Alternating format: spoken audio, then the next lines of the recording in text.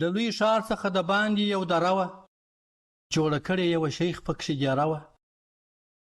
پر سجدو به خدای ته پروت په خواستونو، ټولې شپې یې تېرولې په نفلونو. که هر څو د ښار پر خلکو باندې ګران وو، دی له خلکو راګوښه په غم د ځان وو. 12 میاشتې به یې تل روژې نیولې، یوه ورځ یې چا ډوډۍ نه ولیدلې. یا په ذکر یا په فکر به مشغول وو، پیر پر هر چا باندې ګران، ورته مقبول وو.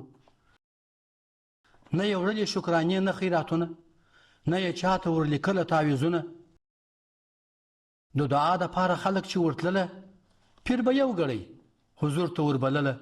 نور نه شیخ د دنیا کار له روزګار و، نه له ښو او نه له بدو سره کار.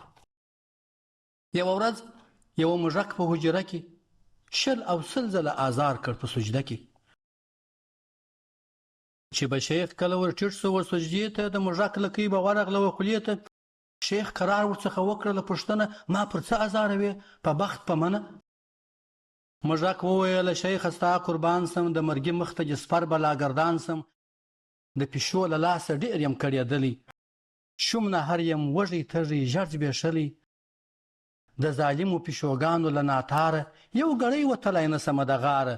تو دعا وکړه چې زه غټه پیشو سم، نور به هر ګړی بې غمه له حملو سم.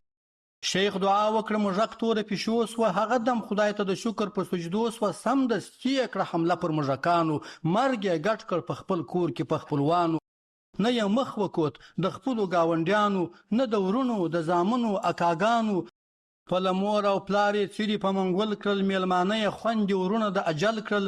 راوتلی موږکان نه سوای له غاره، سپون په کور کې هیچا نه واهله ډاره. یو څو ورځې یې پر خپل کلي میله وه، د پیشو بریتونه غوړ منګول یې سره وه. بیا خلوته سوه دننه ویل، پیره ستا قربان سم د خوارانو دستګیره. د ښار سپیو مې ترخ کړی خوږ ژوندون دی، ښکار له بیرې نه سم کړای وچ مې لړمون دی. راته غاپې په کورو کې پر بامونو، ګرځېدای نه سم پر جګو دیوالونو. په دعا دې یو لوی سپی راڅخه جوړ که، په دې سپیو په کوتریانو مې زړه سوړ که. شیخ پر چوف کړه پیشو ځای پر ځای خډل سو، هغه دم د پیشوګانو په تکل سو. په ځغستا به یې ایستې له کلي کوره، نه یې خړه پیشو پرېښودل نه توره. که پیشو به پیدا نه سوه د کورونو، واړه سپي به یې داړله په غاښونو. لاروي یې ډاروله په ګواښونو، ماشومان یې ځغلول تر خپلو خونو. په هر چاته یې ښودلې خپلې داړې، څوک ترې خلاص نه و په ناستې په ولاړې. خو څو ورځې وروسته بیا ولاړی حجرې ته. شیخ یې نه خوشي کاوه خپلې سجدې ته. ویل، شیخه زه په کومه خوله ګویان سم، ستا تر پښو دې صدقه سمه قربان سم. په عذاب کړم په کوڅو کې ماشومانو، کاڼې وینم په لاسو کې د لویانو. نه کورو کې مې پرېږدي ډلې د سپیانو، نه په ښار کې پر دوکان د قصابانو. دا یو زه په ټوله ښار کې خوار وزار یم، تواضع دښمن د هر سړي د پلار یم. شیخه ما ته دعا وکړه چې لیوه سم، کوڅې پرېږدم اوسېدونکی د ځنګله سم. شیخ پر چوف کړه سپی هغه ګړی لیوه سو، پر سجده سو او روان پر لور د غره سو. یو څو ورځې یې کړې تېرې په ښکارونو، ګرځېدی پر لویو غرونو پر دښتونو. دواړې زامې به یې سرې وې تر غوږونو، په څیرلو د اوزګړو د پسونو. انګولا یې خوب حرام کړ د کوچیانو، سرګردانه یې کړې ورځې د شپونیانو.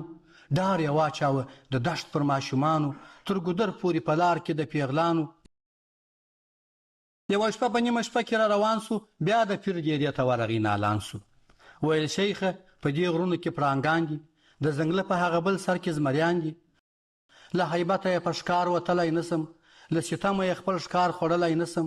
ځغلوي راڅخه زما کړي ښکارونه، که څه وایم راته وښیي غاښونه. تو دعا وکوه ماته چې زمری سم، هم په ځغاسته هم څیرلو ګړندی سم. چې د چا نه وي تر ما تېره غاښونه، تر مرګي پورې ونه وینم ظلمونه. بیا به نه راځمه پیره ستا تر کوره، له لمونځونه به دې نه باسم په زور. پیر پر چوپ کړل یوه ځای پر ځای زمری سو، انګولا ورڅخه هېره سوه غړومبی سو. شور یې ګډ کړ د ځنګله په حیوانانو، سمه غر ځنګل یې اور کړ د هوسیانو. چا لیدای نه سوای ټولۍ د ګیدړانو، په غارو کې آرام نه و د خوارانو. که به وږي و که نه و د وژل کړل، له سهاره تر ماښامه یې داړل کړل. له ځنګله څخه کوچ وکړ چغالانو، تخم ورک سو د هوسیانو د سویانو. ګوره څرنګه دا فکر ور پیدا سو چې د شپې روان د شیخ د کور پر خوا سو.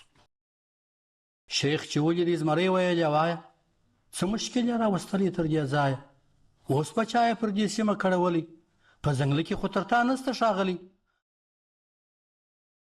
زمري وویل دا نن ځکه وړومبېږم چې یو بل موږک زمری نه کې ډارېږم، بل مې ښکار میندلی نه دی په ځنګله کې، ګوندې ستا غوښې د زړه سودا راوکړي. چې زمري کړې شیخ ته سپینې خپلې داړې، شیخ یې تو کړلې له قهره پر مخ ناړې، ویل ځغله زما له کوره څخه ورک سه، نه لیوه یې نه زمری بیرته موږک سه.